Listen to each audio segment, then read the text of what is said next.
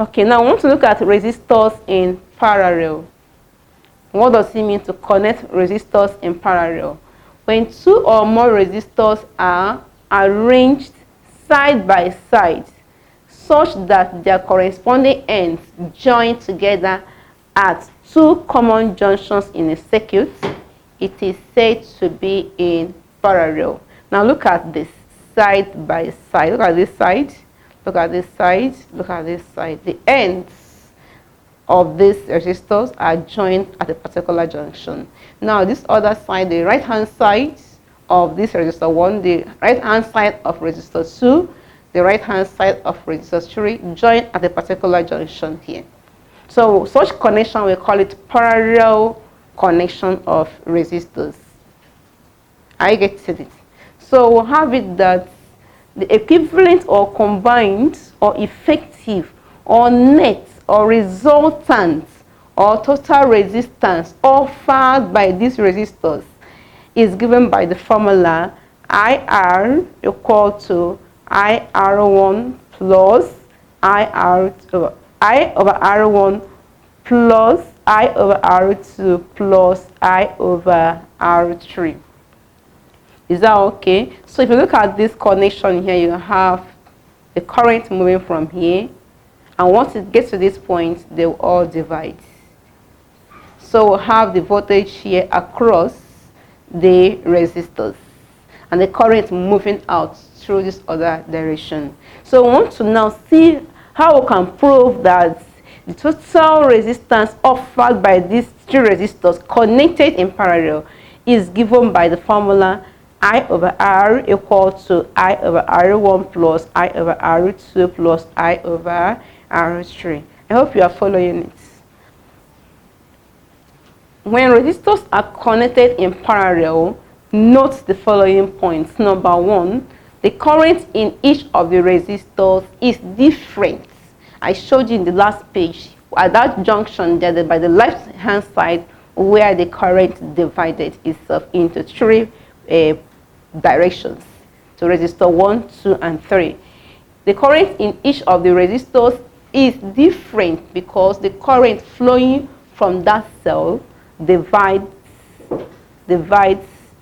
at the point P such that I equal to I1 plus I2 plus I3. So you can see it at this point. The current flowing from here divides at this point. You have I1, I2, and what I3. So the current is not the same. Is that okay?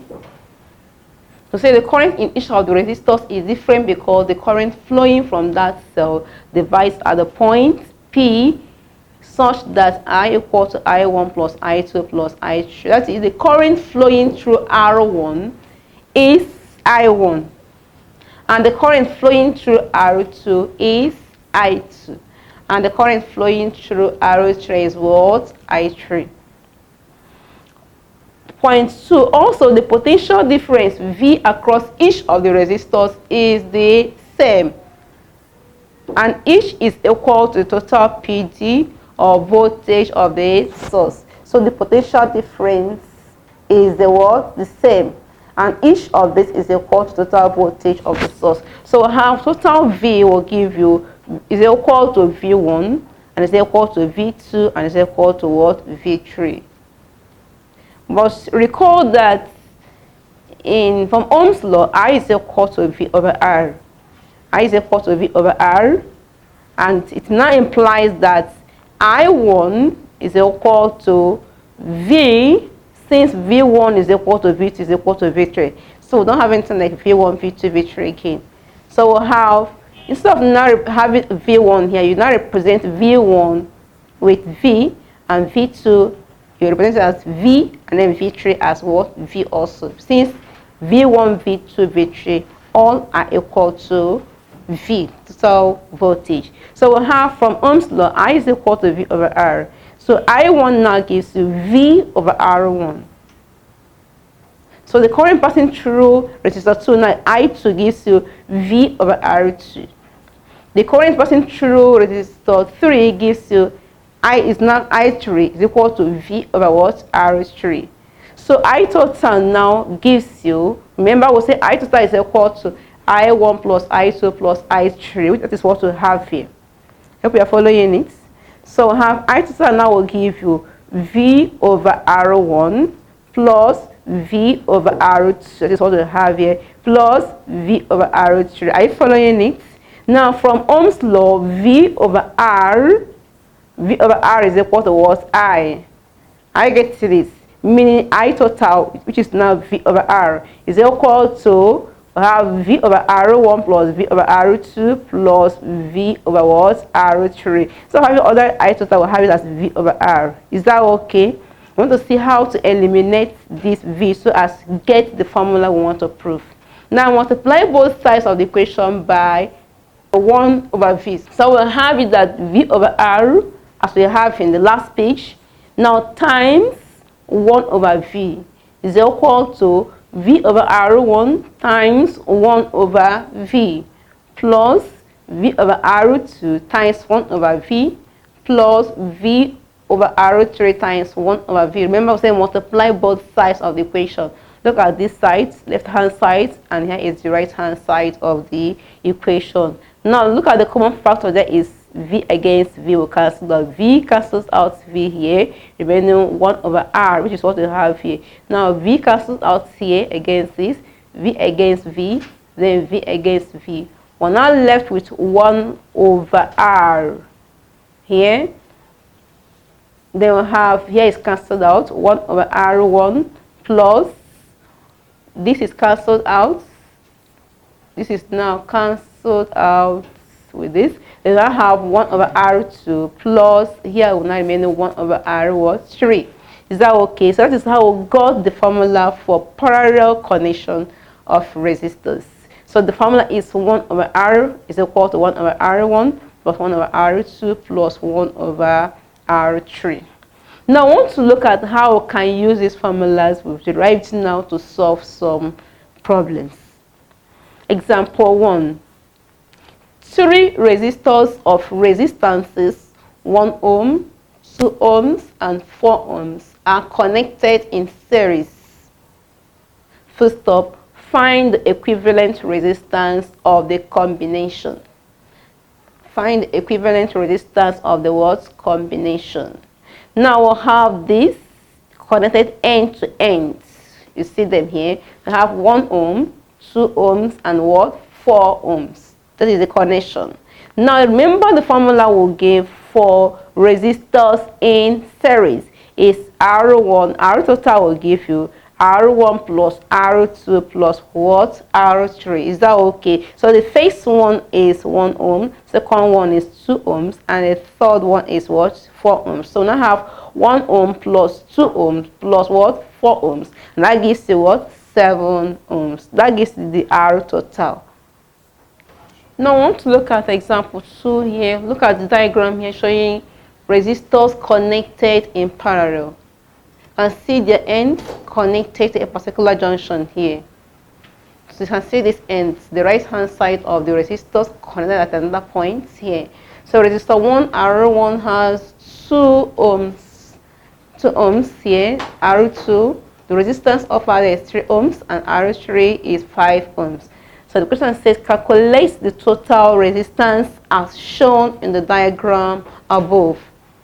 This is the formula for calculating resistance in parallel. You have 1 over R total equal to 1 over R1 plus 1 over R2 plus 1 over what? R3. We'll stop as R3 because we have only 3 resistors. Is that okay? Now we have 1 over R is equal to, the first one, R1 is 2. We have 1 over 2. R2 is equal to 3 ohms, so have 1 over 3 plus R3 that is 5 ohms, so have 1 over 5. Is that okay? So the LCM of 2, 3, and 5 gives what? 30. So we have 1 over R is equal to 2 into 30 gives you what? 15. Then 15 times 1 is what? 15. Is that okay? Plus 3 into 30 gives you what? 10. Then 10 times 1 is what? 10. Is that okay? Now 5 into 30, how many 5 are there in 30? Mean that is 30 divided by 5. 5 into 30 gives you what? 6. And 6 times 1 gives you what? 6. Then you now add these values. You have 15 plus 10 plus 6.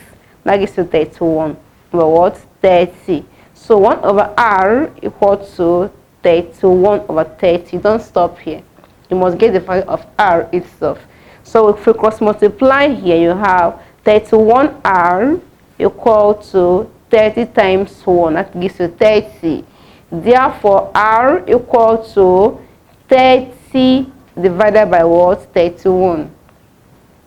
And that gives you 0.97 ohm. Is that okay? Now example 3.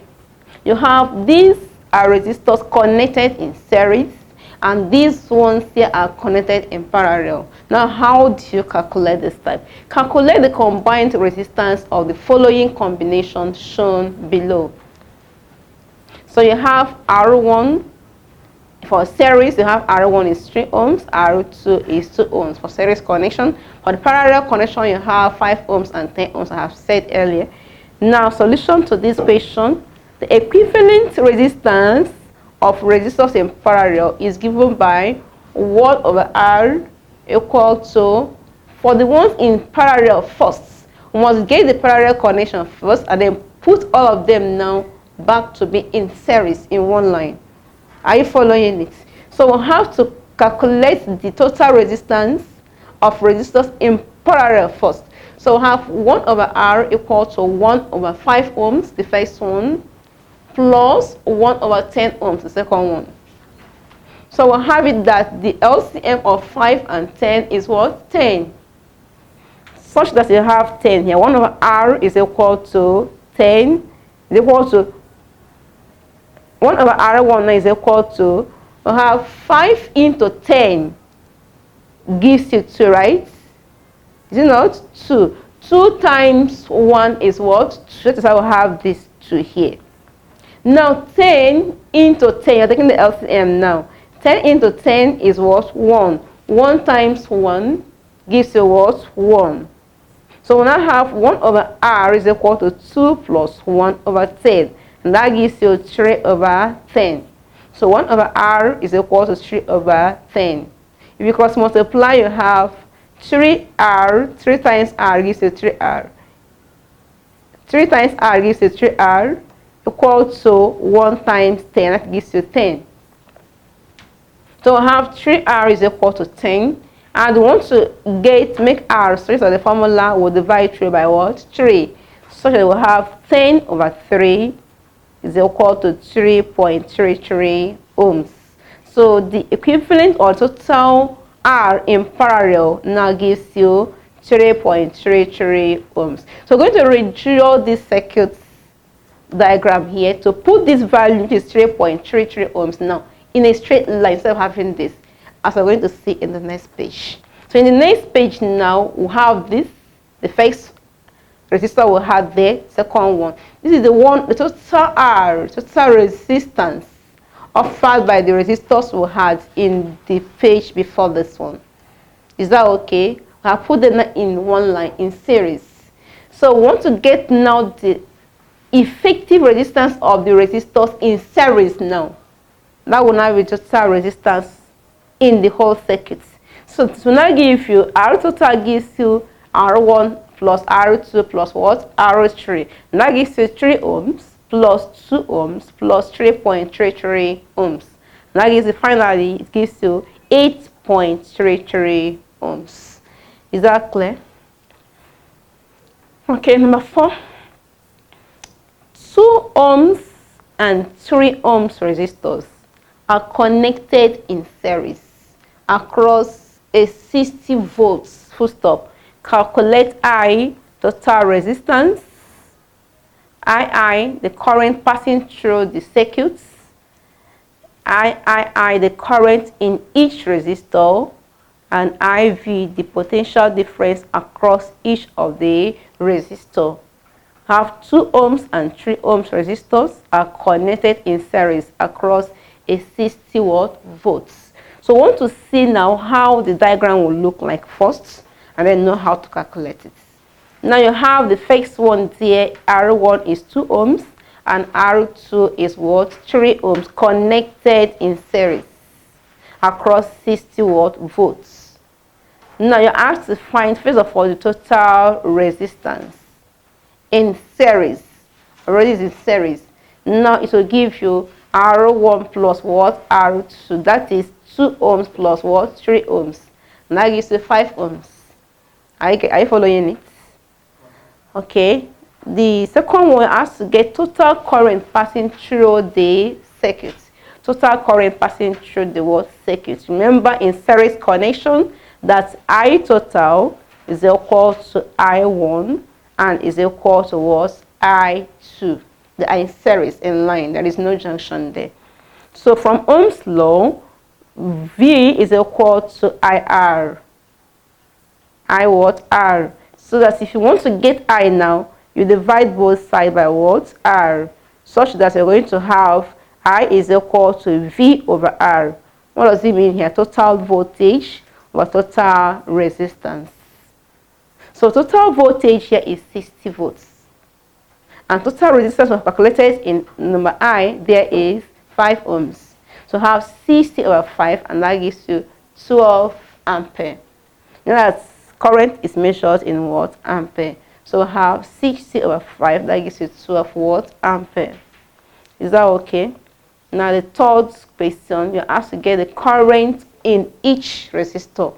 So we'll have I1 is equal to I2 and is equal to I total. See, the current does not divide itself in series. This is the same. So the current we have calculated in point II shows that the total current is 12 ampere, meaning that the current in resistor 1 is equal to the current in resistor 2 and is equal to total current flowing through the whole circuit, which is equal to 12 ampere. Is it clear?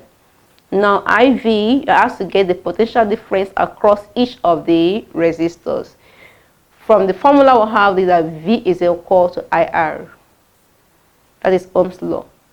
So we'll have it that V1 is equal to I1 times R1.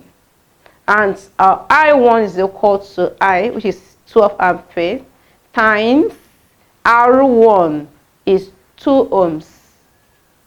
R1 is what? 2 ohms in that question. So you multiply 12 by 2, that gives you 24 volts.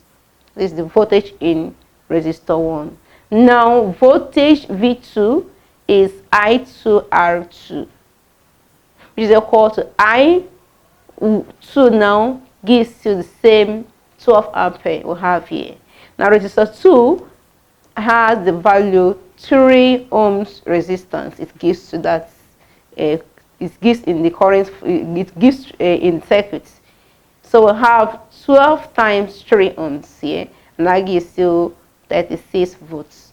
So you, in each of the resistors, you have V1 is 24 volts and V2 is 36 volts. Now I want to look at this example here. Is example 5. We'll have this as a circuit diagram. You have 2 ohms and 3 ohms in parallel. 2 ohms and 3 ohms in parallel. Then this is the voltage, which is 12 volts. And get to know as the current here divides. You have I1 and I2. Now let's first look at the question given to us in this. From the diagram above, calculate the total resistance. I total current flowing through the circuits and current passing through each of the resistors. So let us look at the solution to that question. You have it that you have to find the total resistance. So we'll have it is in parallel. We use 1 over R total equal to 1 over R1 plus 1 over R2. So 1 over R is equal to 1 over 2 ohms. The first R1 there is 2 ohms. and R2 there is what? 3 ohms. So I have 1 over 2 plus 1 over 3. Is that okay? And the LCM of 2 and 3 is 6. So I have 2 into 6 gives a 3. 3 times 1 is 3. 3 into 6 is 2. 3 into 6 is 2. 2 times 1 is 2. So we now have 1 over R is equal to 3 plus 2 gives a 5. Now have 1 over R equal to 5 over 6. So if you cross multiply here, you have 5 times R, giving you 5R is equal to 6 times 1, 6. Therefore, R is equal to 6 over 5 when you divide through by 5. To make our result of the formula, we'll have R is equal to 6 over 5. And that gives you 1.2 ohms. That gives you the total resistance in the circuit. The next page, we want to look at the total current flowing through the circuit.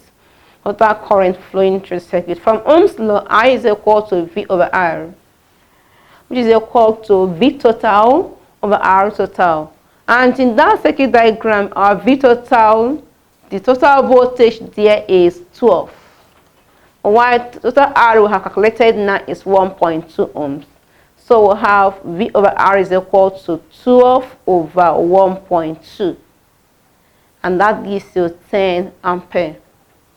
So total current flowing through the circuit is what? 10 ampere. Then I has to get the current passing through each of the resistor. The current passing through each of the resistor. If you look at this is total current now. Now this is current passing through each of the resistor. It has divided at this point, and then each of these resistor has its own what? Current passing through it. While this is the total current with this arrow here. So I want to find out now the value of current passing through each of the what? Resistor. Is that okay? To have current passing through each of the what? Resistors. So I have I is equal to V over R, where V1 is equal to V2 and is equal to V, total voltage in the circuit. So I1 is equal to V over R1. So having V1 over R1 because V1 is equal to V. So we'll have V over R1, which is equal to total voltage there is 12 volts. R1 is what? 2 ohms. So 12 divided by 2 gives you 6 ampere. So this is the current passing through resistor 1. This is I1 now. So I2, the current passing through resistor 2 gives you V over R2. Total voltage of resistance or given by the resistor 2. That gives you total voltage is 12 over 3 ohms. That is 12 over 3. The answer is 4 ampere. Already we have calculated today that total current, if you sum I1 and I2, you use 6 plus 4 ampere. It goes back here. You get the same value, have 10 ampere, which is your total current flowing through the what? Circuit. Is that okay? Now I want to look at the next subtopic, factors that affect the electrical resistance of a metallic wire. Factors that affect the electrical resistance of a metallic wire. Factors that can affect how this wire, factors that affect the electrical resistance of a metallic wire. The first factor there is length of the conductor. Second one is cross-sectional area of the conductor. And number 3 is temperature and the type or the nature of the material of the conductor. How the electrical wire can resist the current flowing through it. These are the factors that affect that. So I want to discuss them one after the other. The first one there is length of the conductor. The resistance of a conductor of uniform cross-sectional area is directly proportional to its length. That is, the longer the length of the wire, the more the resistance of such wire. So we have it that as the the longer the length of the wire, the more resistance it gives to the current passing through it. And so we have this as R is directly proportional towards L. The more the resistance, the more the length, or the more the length of the wire, the more the resistance it gives to the current flowing through it.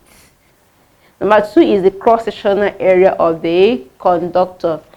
The resistance of a conducting wire is inversely proportional to its cross-sectional area.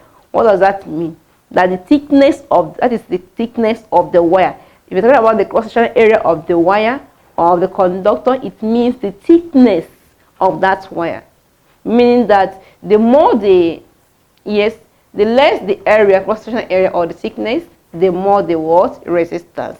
That is, the more the cross-sectional area, that is the thickness of the wire, the less the resistance. Are you getting it? So this is another factor that affects the resistance of a wire, metallic wire. Then the third one is temperature. So that the resistance of a conductor varies directly with its temperature. Meaning that the more the temperature, the more the resistance it offers to the current that is flowing through that conductor. For some conductors, example metallic conductors, the higher the temperature, the higher the resistance, as I have said before now. Now for non-metallic conductors, example carbon, there is a decrease in resistance with temperature. Meaning that the more the temperature, the less the resistance that non-metallic conductors offer to the current flowing through the circuits. Experiments have shown that the resistance R of a wire at constant temperature is related to its length L and its cross-sectional area by the expression we have below. Remember that in the first one, that the more the length, the more the resistance. So we'll have it that R here, if you combine the two equations as I've said, first of all, R is proportional to L. You have to L. Meaning that the more the length of the conductor, the more the resistance it offers to the current flowing through the conductor. And we'll still say that the more the resistance, the less the cross-sectional area. Or the more the cross-sectional area, the less the resistance. So that gives us the second equation where we have R is inversely proportional to 1 over A. So if we combine the two equations of the first one, R is proportional to L and R is proportional to 1 over A. We're going to have R is proportional to L over A. And so as we remove these proportionality constants, we introduce a quality sign and a constant. So we have R is equal to rho L over A. This rho here representing resistivity. Are you getting it? So we'll have rho L is equal to RA because multiply. So your rho here will have is RA over L, where this symbol here represents resistivity. Where this symbol rho is a constant of proportionality known as what? Resistivity. And from the formula above, the SI unit of resistivity is ohm meter. It's ohm meter. How do you get it? You have the SI unit of resistance is ohm. The SI unit of area is meter squared. Now the SI unit of length is only meter. Now if you cancel out one of the meter against the other one, you're now left with ohm meter. Is that okay? That is how we'll have the SI unit of resistivity to be what? Ohm meter. Now I want to define the term resistivity. Resistivity is defined as the resistance of a unit length of a material of unit cross-sectional area. Say it's defined as a resistance offered by a unit length of the material. If the length of the conductor or the wire is 10 cm, a unit length gives you 1 cm if you divide by 10. Is that okay? So the resistance that's 1 unit length of this conductor gives you the resistance of a unit length of a material of unit cross-sectional area. The thickness now, it has supposed to be the unit part of it. The resistance offered by a unit length of a material of unit cross-sectional area is known as what? Resistivity. And this resistivity depends on the material of the conductor. It depends on the nature of the conductor, of the material of that was conductor. We have good conductors like silver, copper, and so on. They have low resistivity value, while insulators have high resistivity value because they don't allow current to pass through them. So they have high resistance that they give to the flow of what? Currents. Now we'll discuss about factors affecting the resistance of a conductor. We have discussed 3 factors. The last one is the type or the nature of material of the conductor. The nature of the material that the conductor is made of. The resistance of a conductor depends on the material it is made of. Silver is the best electrical conductor, followed by copper and what? Aluminium. So if a material, if a wire, conductor wire is made of silver, it conducts more than that of copper and then finally aluminium. Are you getting it? So the material that conductor is made up of determines whether it's able to conduct very well or whether it's able to resist the flow of currents. Now we'll get down to the next term known as conductivity. It is the reciprocal of resistivity. Reciprocal, meaning the inverse of it, of what? Resistivity.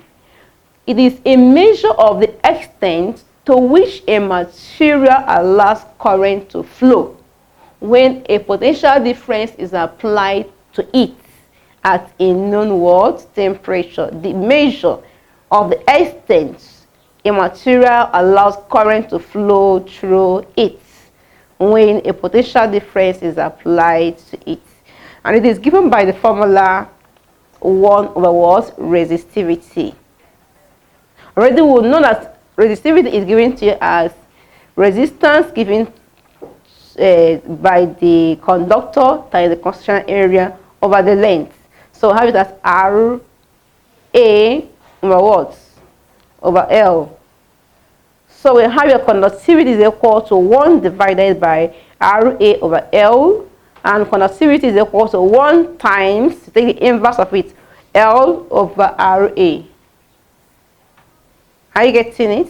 So the conductivity formula gives you 1 times L is L, all over what? R A. From the formula we have derived the SI unit of conductivity is per ohm per meter. Now let's see how we got that per ohm per meter. We have here the length is in meters, the resistance here is in ohm, and then the area here is in meters squared.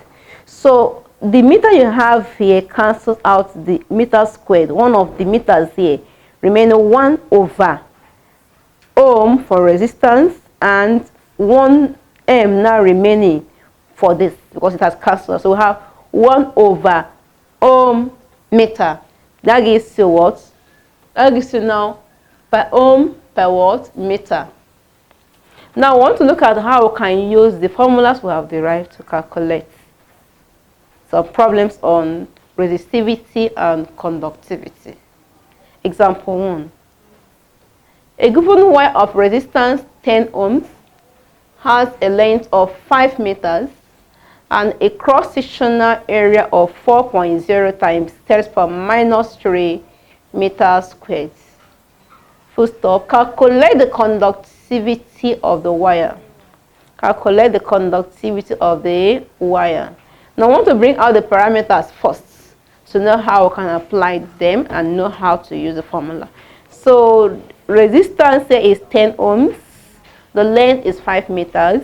The area, the cross-sectional area is 4.0 times 10 to the power minus 3 meters squared. And we have to get the word conductivity. Remember that resistivity is equal to RA over what? L. So the R here is 10 ohms times the A here is 4.0 times 10 to the power minus 3 meters squared over the length is 5 meters. Is that okay? So this meter will cancel as one of this here, remaining one of the meters. So 5 here, 1, 5 into 10 gives you 2. 2 times 4.0 times 10 to the power minus 3 meter. One of the meters remaining here.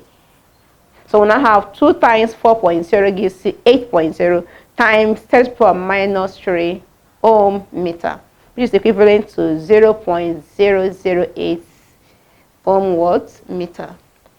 But conductivity now is 1 over resistivity, which is 1 divided by 0.008 ohm meter.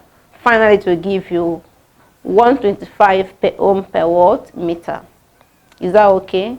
So example 2, find the resistance of a wire of length 0.65 meters as the length, the radius 0.2 millimeters, and resistivity 3 times 10 raised to the power minus 6 ohm meter.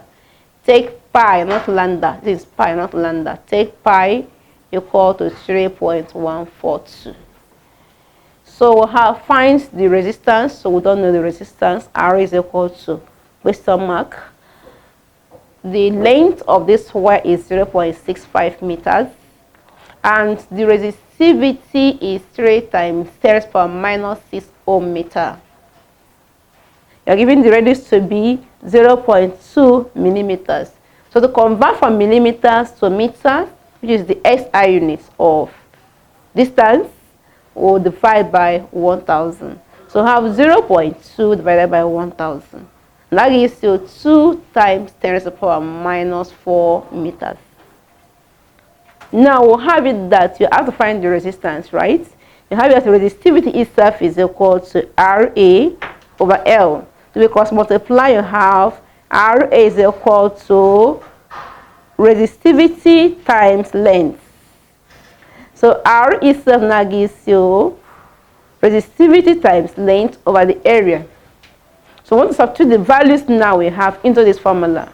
So we're going to have, for here we'll have 3 times 10 to the power minus 6 times L 0.65.